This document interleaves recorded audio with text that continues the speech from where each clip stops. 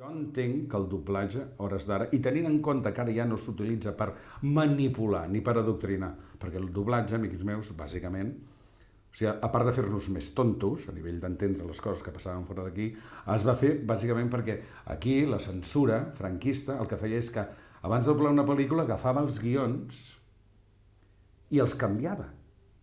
O sigui, coses que li semblava que deien aquells actors d'allò, ells tatxaven allò i posaven una altra lletra, és a dir, tu no estaves... O sigui, aquí sí que, o sigui, a sobre de la doble mentida que diem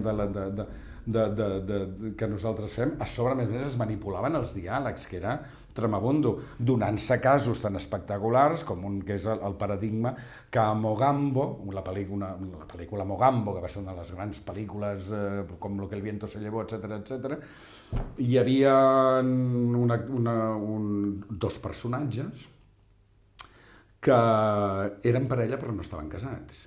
Això, a l'època de Franco, a l'època de la dictadura, era impossible ensenyar en un cine i molt més donar-li veu. I per tant, ells que van dir, bueno, doncs llavors, en lloc de que siguin una parella que estan junts i que forniquen i que no sé què, i que tenen una relació, convertim-los en germans, que així la cosa la suavitzem. Llavors van passar d'una relació que no estava dins de la llei a un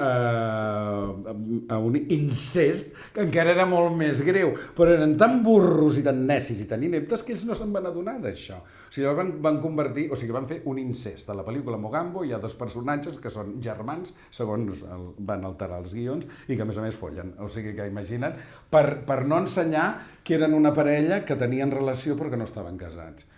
Coses com aquesta perquè ja és el súmmum, no? Però n'hi havia així. Entenc que la gent es queixés en el seu moment de totes aquestes manipulacions, però en aquests moments tot això no hi és. Afortunadament alguna cosa hem guanyat. I per tant jo penso que ara per ara encara és útil, jo penso que encara el doblatge en aquests moments perquè la gent pugui entendre i anar relaxadament al cinema encara pot funcionar, senyor Toni Cantó, tot i que vostè estigui fent aquí aquelarres i estigui demanant que el doblatge es tanqui amb pany i clau i que s'enfonsi i que no es torni a produir mai més una situació així. O sigui que em sembla que vostè s'equivoca i com s'ha equivocat amb tantes altres coses. Però esto ja és otra història i això serà una altra entrevista. Properament, l'entrevista sencera a laveudalcinema.wix.com/laveudalcinema.